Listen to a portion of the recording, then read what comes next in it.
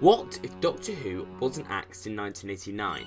Since 2016, I've been exploring this concept, creating a detailed and rich alternate timeline, following each decision to the next through cause and effect, as well as a lot, and I mean a lot, of guesswork.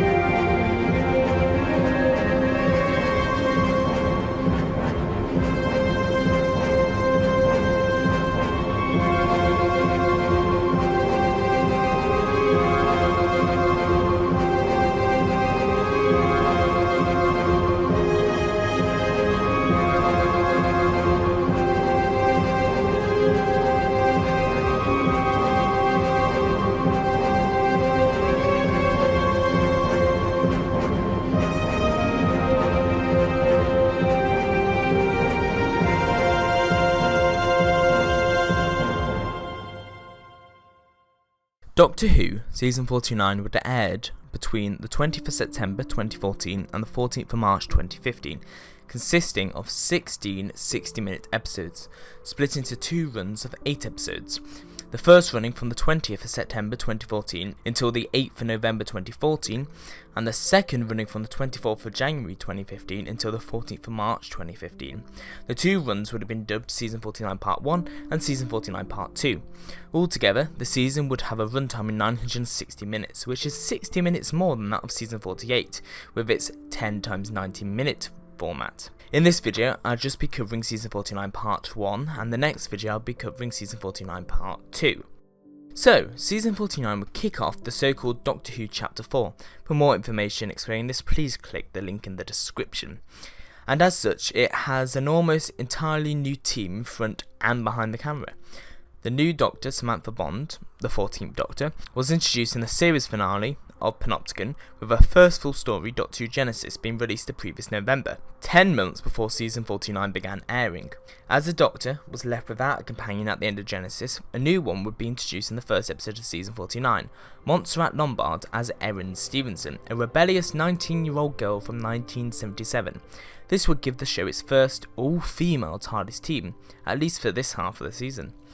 Behind the scenes, 2 people would step into the role of showrunner, Ronald D. Moore and Jane Espenson. Moore and Espenson had previously worked on Panopticon, with Moore showrunning it and Jane Espenson working as a chief staff writer.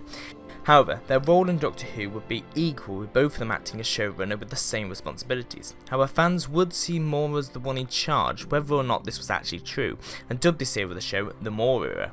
In addition, a new influx of co-executive producers or staff writers would be introduced. Tony Graffier, Bradley Thompson and David Weddell from Panopticon, who also wrote with The Fight for Survival, long-time Who writer and multi-talented individual Nicholas Briggs, Matthew B. Roberts, and returning writer Toby Whithouse, who wrote the infamous The Societal Step from Season 14. However, Moore and Espenson decided to give him another chance after the success of his BBC Three series, Being Human.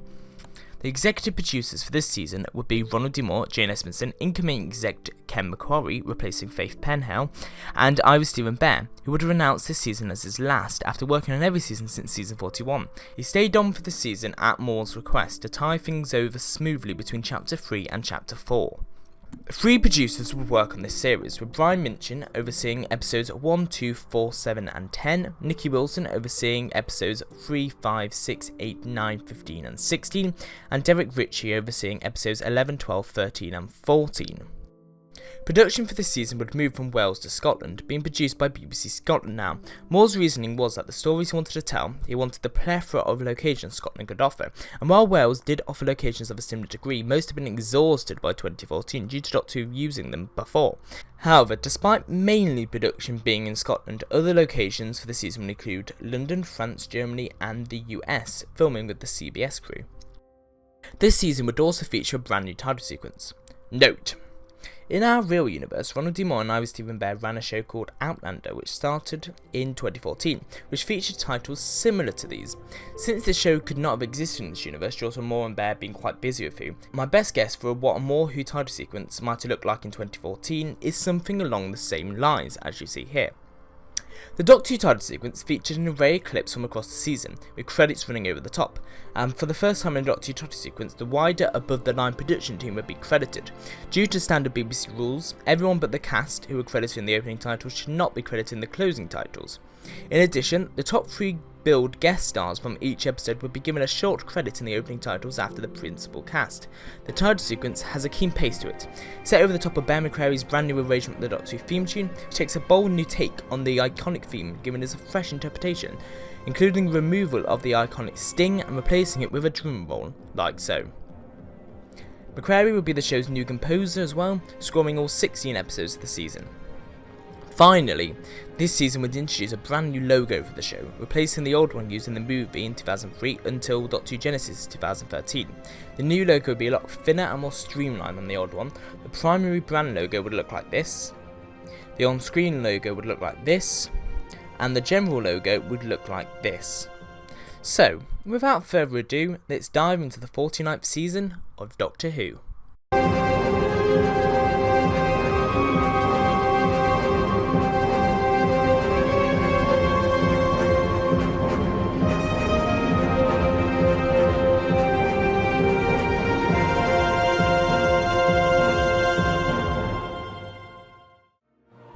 We open with the national anthem, God Save the Queen, being sung by a crowd. We cut to newsreel footage of a street party in the town of East Grinstead in Sussex, about an hour out from London. Celebrations are raw. The voice over the newsreel tells us that it's the 7th of June 1977, the date of the Queen's Silver Jubilee celebrations. We're focusing on one woman, Danielle Stevenson, standing by a house on the street looking worried amongst the celebrations. We cut to the real world now, out of the newsreel into vivid HD, and we see Danielle look into the distance, looking at the balloons and celebrations and just sighing. Then we cut to a red telephone box and we hear God Save the Queen by the Sex Pistols play over, and we see someone spray paint God Save the Queen over the phone box. We put away and see the person doing so is a girl, 19, dressed in leather with hair extensions and black lipstick, Erin Stevenson. Next to her, Carl Harrison, 23, her boyfriend. They move on to the next phone box and they come along and do the same, shouting God Save the Queen as they do so, ironically. Then they come to a police box and they do the same, spray paint along its side, and then the door opens, much to Erin and Carl's shock. They look almost embarrassed. And then out steps the Doctor, and she looks at them and she says, "Could you kindly graffiti somewhere else? She's just been done up." Hold on the reaction of their confusion and shock, and we cut to the opening titles. After the opening titles, we cut to an alleyway behind some terrace houses. Covered in Union Jacks, we still hear the noise and celebrations herds radiating around, and then after a flash, loud as hell, a figure comes into view, appearing in the alley. A humanoid figure, covered in armour, a gun attached to the arm. He begins stomping around the alley, but a man exits his garden into it and sees the figure. Before long, the figure shoots a bolt out the gun on his arm, killing the man with a scream. Back outside the TARDIS, the Doctor's head turns in an instant as she hears the scream. She runs towards it with Carl and Erin running after her in curiosity. We cut back to the figure as he walks up to the man, places his hand on the body, and energy siphons up into him as the appearance changes that into the man he's just killed. The figure gets up now, looking just like him. The Doctor, Erin and Carl end up in the alleyway and see the body of the man, but he's unidentifiable. Not quite a skeleton, but stripped of all his flesh, rotting away. Erin and Carl are obviously shocked and horrified. The Doctor turns around to them and says, "You better be going home, it's not safe." But Carl protests without consulting Erin and says they're better off staying right here with her. Erin agrees with Carl anyway, and the Doctor says, "So be it." The rest of the episode focuses on the Doctor, Erin and Carl tracking down the creature, which is revealed to be a Rastan assassin robot, which is targeting the Queen. In the second act, the Doctor meets Danielle and Roger, Erin's parents, and she introduces herself under the guise of WDC John Smith, working for CID. We find out that Danielle and Roger are not happy with the way Erin is going, especially the punk phase she's going through, as they are die-hard patriots, and they blame this on Kyle, who they deem a very bad influence. They trust the Doctor as she represents the law and Queen and country, although Roger is a bit unsure as he doesn't approve of a so-called woman policeman. In the end, with the help of Kyle and Erin, they stop the Rastan assassin robot, which takes on the disguise of many people throughout by draining their life force, from assassinating the Queen during the big coronation parade. We don't actually have an actress playing the Queen, as everything's either stock footage or filmed from angles where we don't actually see the Queen's body. So like, we get a shot from a rooftop as the robot tries to fire at her carriage, etc, etc. In the end though, Kyle and Erin managed to ironically save the Queen, someone who they very much disagreed with the whole idea of at the start as this sort of part of this anti-monarchist movement. Partway through Act 3, it's revealed that the Doctor isn't from CID, surprisingly, due to running with the actual DCI, as she reveals to Kyle and Erin who she really is, which they believe quickly due to what's actually happening, as they wouldn't ordinarily believe in robots in space coming to assassinate the Queen. At the end of the story, they reunite with Erin's parents and attend the street party on her street. It's there that the Doctor offers Erin and Kyle the chance to travel through space and time, with a glint in her eye as she does this. Both of them initially reject this, but Kyle persuades Erin to take her up, as she has her whole life ahead of her, and it's time she broke free of the ties and family life she's stuck in. Maybe punk wasn't the thing for her, but this very well could be. Erin asks Kyle why he won't go, and he says that what they just went through was just too scary for him. He can't experience that all the time, and that's just the person he is. But you, Erin, are not that person. I see it in you every day, he says. The adrenaline, the fun. Go out there with her. Erin then runs after the Doctor, as she's about to open the TARDIS and simply says, "Take me somewhere unimaginable." The Doctor smiles and just says, "Well, let's start right now, shall we?" As she opens the TARDIS door. Erin's eyes widen as she steps inside, and we get the whole usual routine. The Doctor steps up to the console and says, "Past or future, Earth or space, or somewhere else, is your choice." And then Erin opens her mouth to speak, and we cut to the end credits.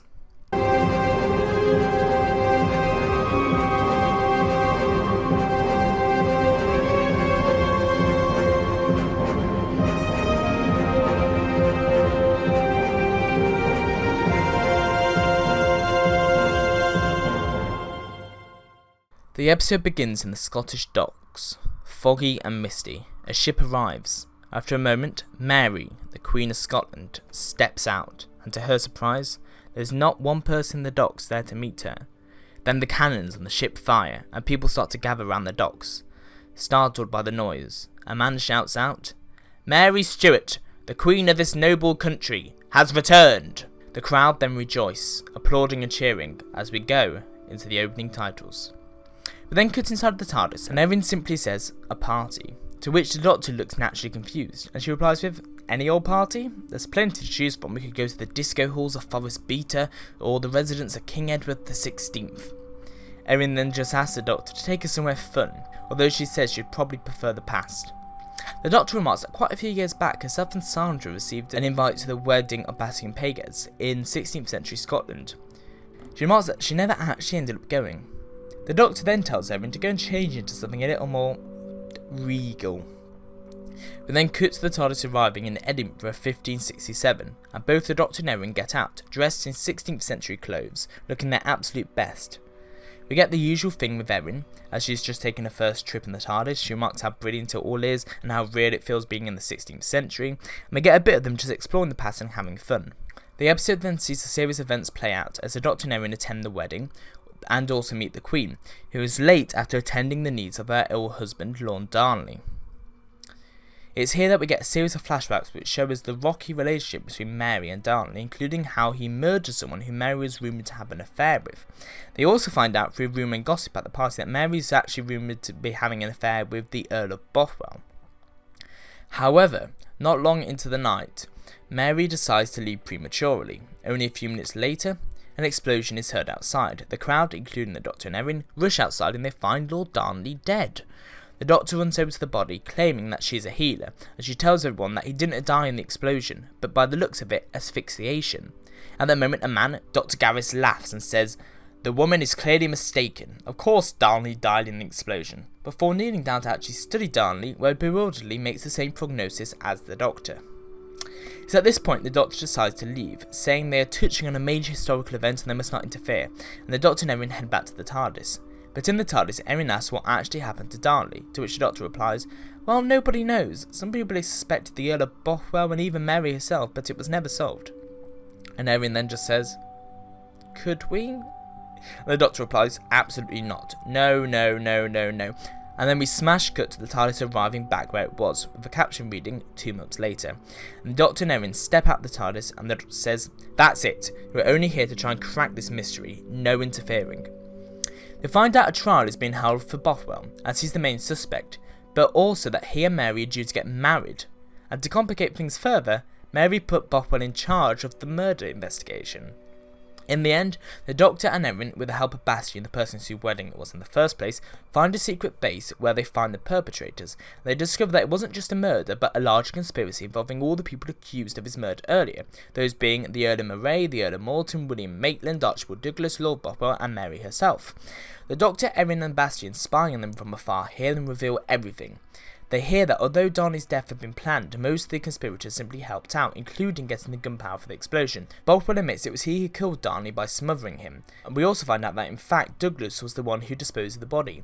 However, Bothwell hears them, and a chase ensues around the streets of Edinburgh. They make it back to the TARDIS, and they bid Bastian farewell before the TARDIS dematerialises.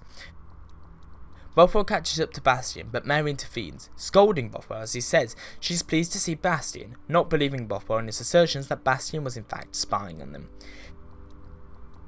In the TARDIS, the Doctor looks up in the databanks what happened next, and Erin remarks that it was just a bit real for her, and she'd like to go home. The Doctor says she understands, and Erin says, not permanently. I still want to part in the future after all, but I just want to, go home for a bit. The Doctor starts the controls, and the TARDIS heads back off towards 1977.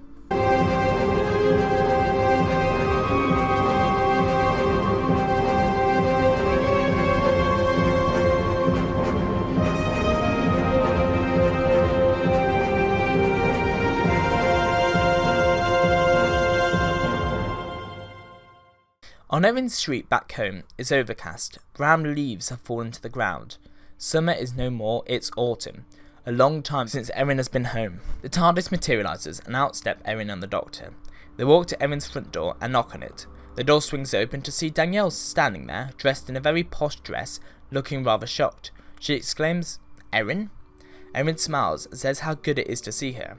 They invited in, and Danielle explains that Carl told her that W.D.C. Smith, the Doctor, who she remarks she's very happy to see again, invited her to train with the police, and while she found out it was very odd that she never spoke to her personally, they were just happy to see her fulfilling a patriotic duty and doing something better for the country than graffitiing.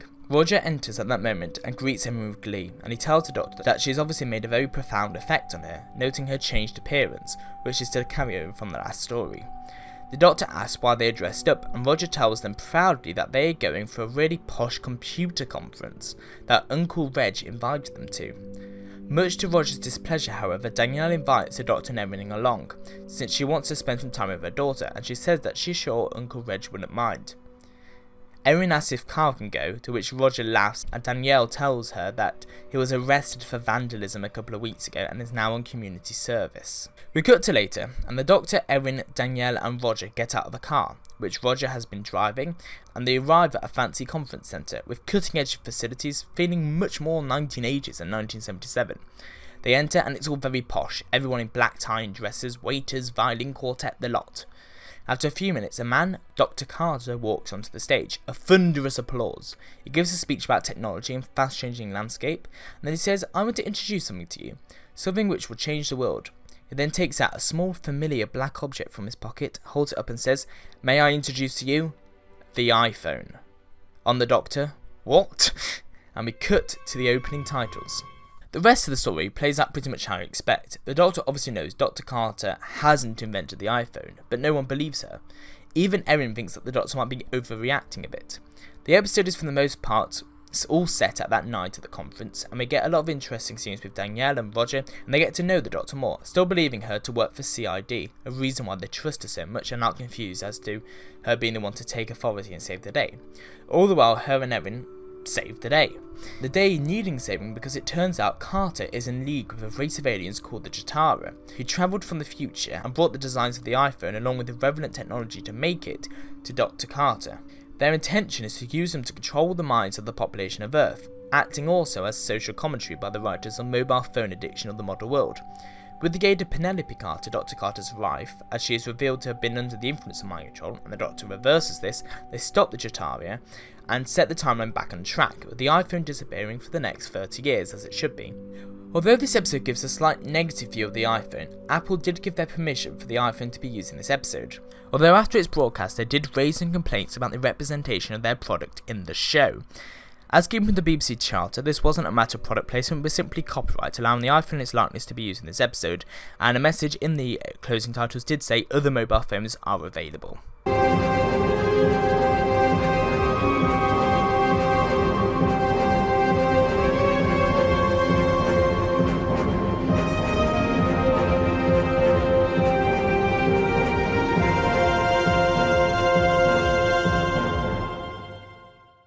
We begin in the Vortex. The TARDIS whizzes past the camera. Inside, the Doctor looks at a monitor on the console and calls to Erin saying they have trouble. Erin asks what sort, and the Doctor says, human trouble.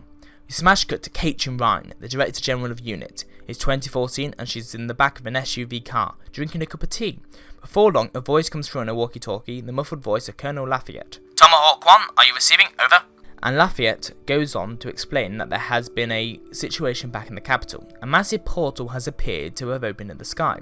Caitlin looks rather bemused, but before long the SUV turns around a corner and a giant purple portal is seen in the distance, hovering above London as we cut to the opening titles. Inside Unit HQ, the TARDIS materialises to an audience of Unit soldiers. The door opens and the Doctor walks out shouting, "Miss Ryan, what do you think you're actually doing?" Before a dead silence as the Doctor sees Colonel Lafayette in front of her. She says, "Where's Caitlin? Caitlin Ryan, I need to speak to her." Lafayette replies, telling the Doctor that she's en route and she's got to deal with him for now. The Doctor then tells him to run through the events that led to the portal in the sky. The Doctor initially assumes it's one of UNIT's foolish endeavours, but Lafayette says that he is as much lost as she is. As the episode continues, mysterious baby-like heads appear from the portal called the Sky Heads, and Lafayette speaks to them. We find out they want to declare Earth their new home, and while Lafayette tries to negotiate and deter them from this, one of the Sky Heads just kills him.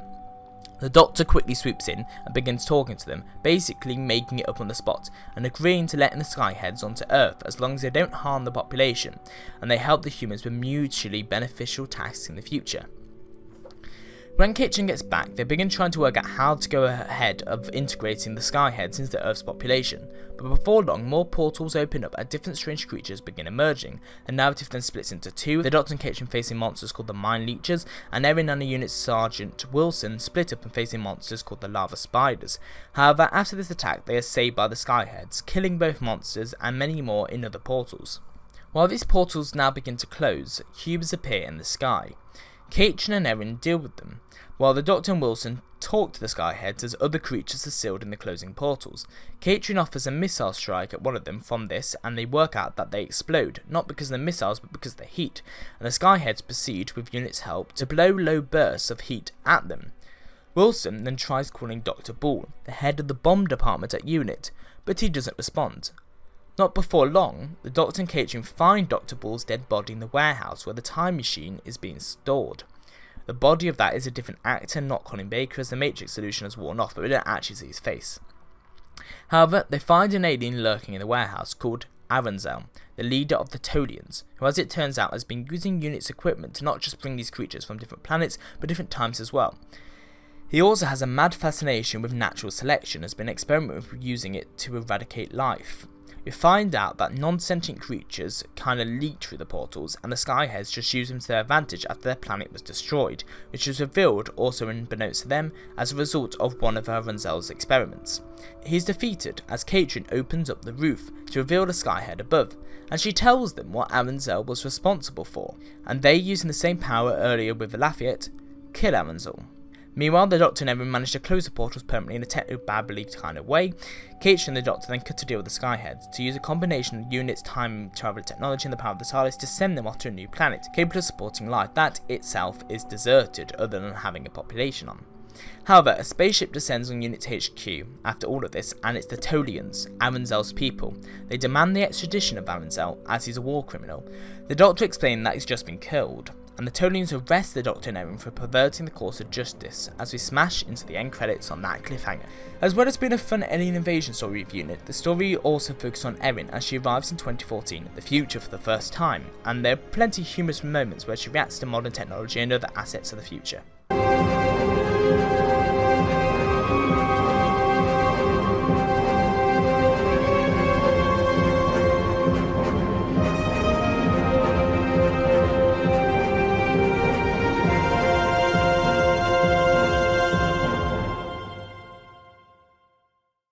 We begin with a privacy segment, not covering much of the last episode but only the events leading up to the Doctor and Erin getting arrested. We then cut to a holding cell on the spaceship and a Tolian guard is presiding over the cell. After a moment of awkward silence, the Doctor quips, "Are we nearly there yet?" in a deliberately annoying way. The Tolian guard sternly says, "That's none of your business." The captain's voice then comes over the PA saying, "We have just exited the time vortex. Tolia are one of the few races to hold time travel technology. Please bring the prisoners to the bridge." The guard then grabs hold of the Doctor and Erin and escorts them up to the bridge. Captain Mayon welcomes them and tells them to sit down. The Doctor's a little confused, but the captain informs them that the Judicial Board have found them not guilty after investigation. The Doctor, annoyed, asks if they can just take them back to Earth 2014, and the captain says they can do in a few days' time, but he wants to watch the Intergalactic Song Contest. The Doctor beams and says, "Oh, I love the Intergalactic Song Contest. Can we join you if you have room, obviously?" The captain laughs and says, "We have more than enough room. We have over 100,000 seats. Tolia won last year. We're hosting it. Sure, come along. I have seats in the VIP box." And then we cut to the ship landing over Tolia, and we're tracking on the arena with a giant sign saying, "Celebrating 1300 years, the Intergalactic Song Contest, Tolia 3256. And we cut to the opening titles. After the titles, we cut to the Doctor, Erin and the Captain and a group of other people walking towards the arena, with a load of other people surrounding it too. Erin asks the Doctor if the Intergalactic Song Contest is similar to Eurovision, and the Doctor says that it's actually the same contest, rebranded itself after the formation of the United Earth and the Earth Empire, and it's spread out into the galaxy 1300 years after its creation, and here it is on Tolia. The Doctor then jokingly warns Erin that it's quite different to what she would know in 1977, even 40 years later in Caitlin's time. She says it's a whole different animal. Imagine what it's like 1300 years later. And then we cut to them finding their seats and the contest begins. The contest opens with a flag parade of all the competing worlds, and we see many old faces including the Beloshians, the Centaurians, the Ice Warriors and the Alpha Centaurians, entering a group called Green Thing, meaning we see more than one of them actually. Obviously the Tolians and the humans too, plus a bunch of new alien races. However, as the human contestant Susie Q walks onto the stage, the Doctor notices something strange, an orange flicker above her, that makes her feel slightly uncomfortable. She asks if Erin saw this, but she says it's probably just a trick of the lights. The rest of the story focuses on the Doctor as she slips backstage to investigate, and she sneaks into the green room, dressed as a Steadicam operator, and she discovers that Susie Q is most definitely not herself, and she finds her in an enormous hypnotic state.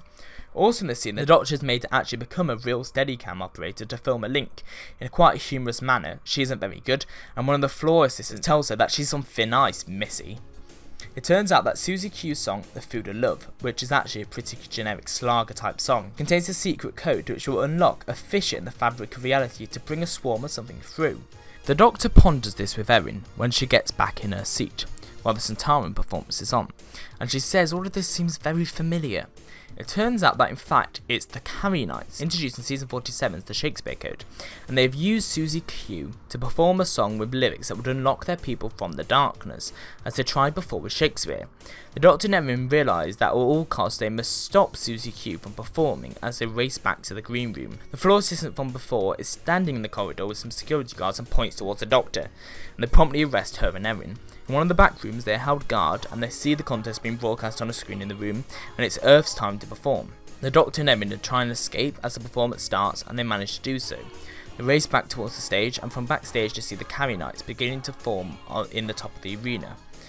People begin to notice, ogling them as a special effect. The Doctor and Erin run onto the stage and they grab hold of Susie Q, but security run up onto the stage thinking them stage invaders. They grab onto the Doctor and Erin, and the Doctor manages to take the microphone and she says, "I name thee Carrynite," and the Carrynites begin to hurt her back in pain. Security stop at this point and notice as Susie Q wakes up from the trance. She says to security, "Let them go." They, pointing to the Carrynites, must be stopped. The Doctor says it isn't enough, and she says they need to fight back with their own medicine. Erin then says, "I think I know just the thing." She takes the microphone and begins singing Puppet on a String by Sandy Shaw, the winner of Eurovision from 1967. Then she pushes the Carrie Knights into the fissure and closes it off. The audience stand in awe, confused but spellbound, and then after applause, they applaud. We cut back to the spaceship and the Doctor and Erin leave. On a screen, they watch news reports which say TBK, the broadcaster, are claiming that the Sandy Shore incident was in fact a planned celebration of the 1300th anniversary, and this was meant to interrupt the human contestant aptly. It also shows that in the end, the Centauran performer was victorious with his song, My Last Battlefield. The Doctor chuckles and says, "I'll tell Sandy next time I see her that her song saved the world." Erin chuckles, and we cut back to them arriving in 2014, and they get into the TARDIS as it dematerialised, and we hear distantly in the background, in the dematerialisation, the last few notes of Tudum.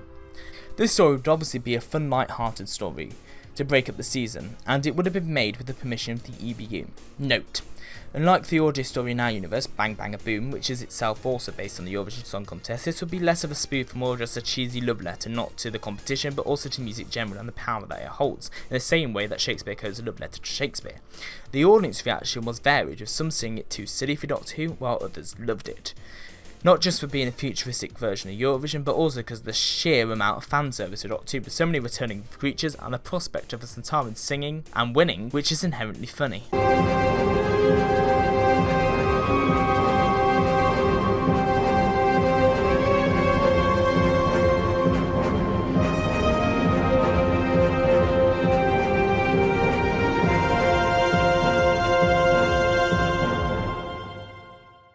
The TARDIS lands back in East Grinstead, 1977, and Erin remarks how good it is to be home. She says that she'll be back in a bit, but she just wants to see Kyle. The Doctor says not to be too long, and Erin walks off. She stops round at Kyle's house, but there's no reply, and then she walks around the village and around the back of the train station, and she finds Kyle doing community service. She then remembered how her mother said in a previous episode that he had been giving community service. She hugs Kyle to greet him, and he's very happy to see her. Erin spots a mural on the wall, graffitied on, and Kyle explains that's what they're scrubbing clean. It's eulogising some locals that have disappeared over the past couple of weeks, but unusually, he hasn't done them, and everyone he's asked says the same. It's like the mural has appeared out of nowhere. Erin and Kyle go back to the TARDIS, but it seems to have disappeared, to which Erin fears the worst, that the Doctor has abandoned her. But Kyle spots the TARDIS, barely 8 inches tall on the ground. It picks it up, opens the door, and finds the Doctor inside. The same size, but the exterior dimensions have shrunk. The Doctor replies sarcastically that she isn't too impressed. Erin and Kyle then bring her up to speed with what's been going on. Erin puts the TARDIS in her bag, and we follow her and Kyle as they investigate missing people with the assistance of the Doctor over a comms device. It turns out that the people are being turned into 2D by creatures from the 2D universe, the Boneless, and they are experimenting on the 3D world, trying to understand it. Erin, Kyle and the rest of his community service group end up in the train tunnels on the run from some creatures. Meanwhile, the Doctor makes a device, the 2-disc, to restore something's original dimensions, changing from 2D to 3D. The Doctor then tells them that she has worked out a way to stop the creatures and return them to their home dimension, but the TARDIS doesn't have enough power. However, in the scuffle with the community service leader, Fenton, the TARDIS is knocked over the railings and hit by a train, forcing the Doctor to put it into siege mode to protect the TARDIS, leaving her locked out from the outside world with fading power. In the end, Erin and Kyle work out that they can repower the TARDIS by painting a fake door on the back of a large poster, so that the Bonus trying to restore it to 3D, they can't, and they instead turn the TARDIS back to normal, which is placed behind the poster. When the TARDIS is restored, the Doctor walks out and gives a speech using the excess power from the TARDIS restoration to send the Bonus back into their own dimension. The episode ends with Erin kissing Kyle goodbye, and her and the Doctor entering the TARDIS once again for another adventure.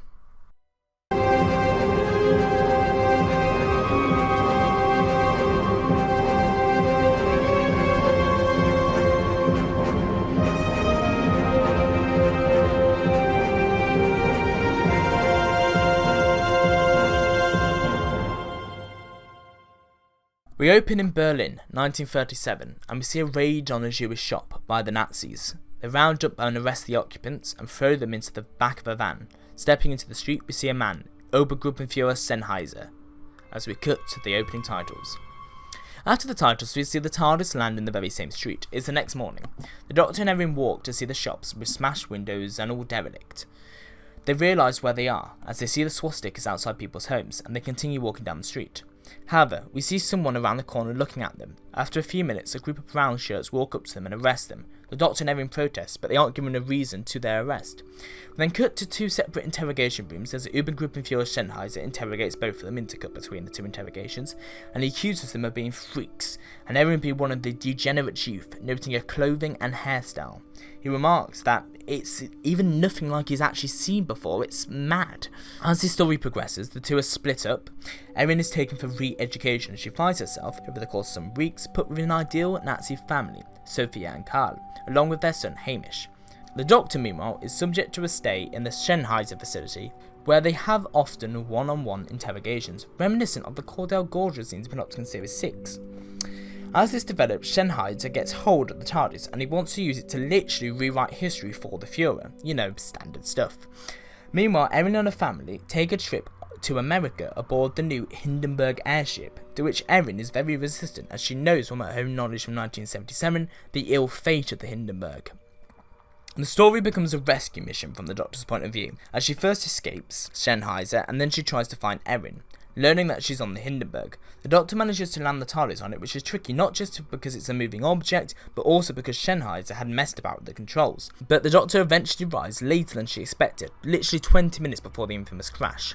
A fight breaks out between the Doctor and some crew as she tries to take Erin, and obviously her new family aren't too pleased with this. The resulting fight results in bursting one of the hydrogen canisters, which causes the explosion. The Doctor and Erin make it out just in time on the TARDIS, but not without deep guilt and regret, as they realise they are the reason 36 people lost their lives.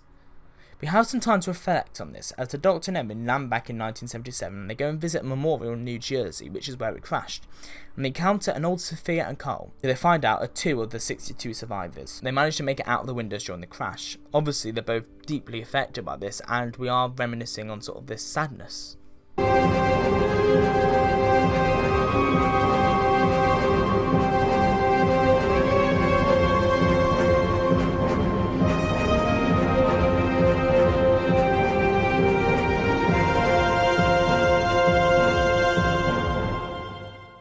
The episode begins with space.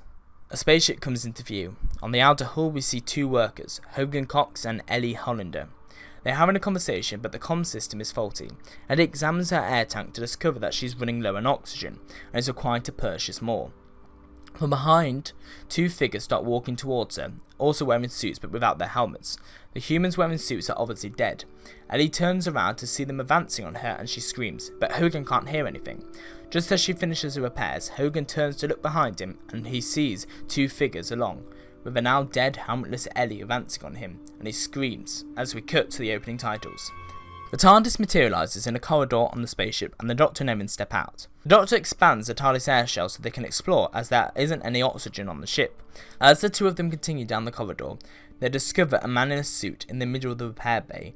Upon examining him, they discover the man to be dead, just standing there. Erin finds it rather distressing that the mechanical suit is keeping the dead man propped upright. The Doctor examines the computer logs and discovers that the ship was declared non-profitable after a majority of its workers were killed. The Doctor and Erin continue further through the ship and discover a suit, without a body inside moving about.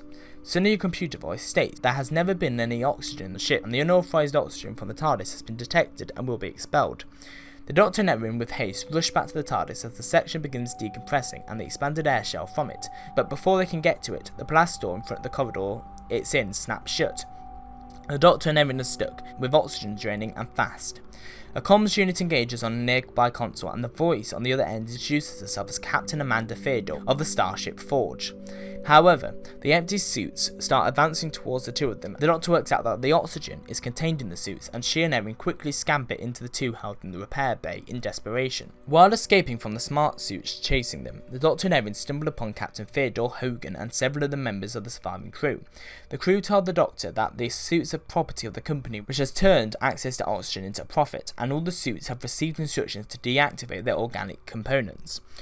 All other crew members were killed by an electric shock to their nerve systems, rendering them zombies. The crew make plans, now with the Doctor and Erin, to retreat across the outer hull of the spaceship to a section of the ship that has been taken offline for repairs, and as such wasn't present in the station's mapping at present. However, suddenly the suits break into the section where the crew are hiding and kill Tasker, one of the crew. Theodore, now only down to 2 of the crew, Hogan and Darren, guides them along with the Doctor and Erin to the airlock to the end of the section, telling them to all put their helmets on as they prepare themselves for the short journey into the vacuum.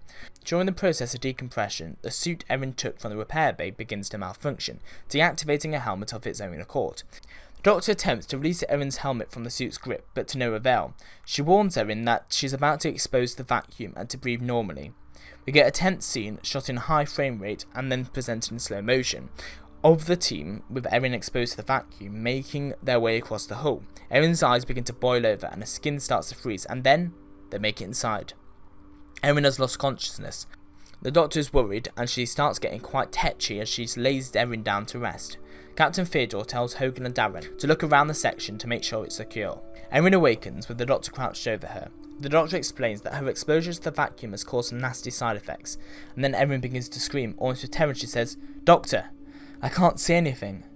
Doctor, I think I'm blind." The Doctor looks down somberly, and the Doctor apologises heartfeltly. She feels especially bad that this has happened, and Erin says, "It's okay, she's a little shaken, but right now, they have to stay on task and keep all 5 of them alive." The Doctor walks off and begins speaking to Captain Theodore. Hogan, meanwhile, starts speaking to Erin and they have an in-depth discussion about what life is like in the 32nd century. Erin speaks of her home in 1977. Hogan makes mention of the Empire and Earth not being quite a nice place at this moment. Hogan also makes reference to the Intergalactic Song Contest from just a few years before and says that Erin reminds her of the woman who was involved in the Sandy Shore incident. And Erin just smiles and says, "Yes." The Doctor, speaking to Captain Theodore, makes plans to get the 5 of them out alive, but she isn't satisfied that the Doctor will be able to achieve it, especially due to what she let happen to Erin. By that point, the smart suits find the section, logging into their mapping system and storm it, killing Darren in the process. The Doctor shouts for everyone to come together now. Hogan helps Erin up, holding her hand as they scamper. Just before they make it to the next section, Hogan's suit malfunctions. He gasps out, stuck to the floor. Erin is dazed, as she is no longer being guided by Hogan due to his immobility. The Doctor grabs onto Erin, helping her navigate, knowing that the 3 others won't be able to get to the next section with him. Hogan tells him to go ahead and leave him behind. The Doctor, Erin and Theodore make it to main engineering, where the Doctor highlights on the suit's operation being heavily established by capitalist attitude. The Doctor claims that she is attempting to redirect the flow of water cooling to the generators to convert it into oxygen, but instead connects the generators to the suit's life signs, meaning if they die, the generators will overheat and explode. The Doctor insists that the suits be let in, seemingly as a grand statement about the inevitable downfall of capitalism, and Theodore reluctantly agrees with the plan. As the suits advance and are about to kill them, the Doctor declares that their deaths will be expensive, and the suits stop. The suits analyse the generators and conclude that it would be a greater loss to the company if the crew were to die and the station were to explode, so the suits remove the oxygen tanks and give them to the Doctor, Erin and Captain Theodore. The Doctor also re-engages Hogan's oxygen tank and he is revived, as the suit's battery was too weak in an electrical charge to prove fatal. Captain Theodore then orders everyone to the bridge and Hogan pilots the ship back to Earth. She says that she has plans to go to the headquarters of the mining company that the ship is part of and make a public complaint about what transpired. She also asks the Doctor to stay on board, as she believes that with a bit of string pulling on Earth, they may be able to get Erin's eyesight fixed. We then cut to a shot of the ship travelling through space, and we cut to a few hours later as it arrives on Earth. The ship descends down to the planet's surface, and we see London, but a futuristic version, all metal full of skyscrapers. And then we begin to see flags, massive flags and banners all over buildings. And then on the comms we hear, "Guy in Border Service, please give your clearance code for landing." On the Doctor, "Oh no, they're on Guy in Earth." And then we cut to the end credits. And we leave on that cliffhanger. And there we have it, the first half of season 49. What a rollercoaster ride of only half of the season really. After the broadcast of episode 8, it would be announced that Hogan Colt, played by Bernard Cribbins, the disgruntled, grumpy engineer, would be joining the TARDIS team as a new companion in the second half of the season. But you have to wait just a bit for that, as that'll be in the next video. So, until then, goodbye.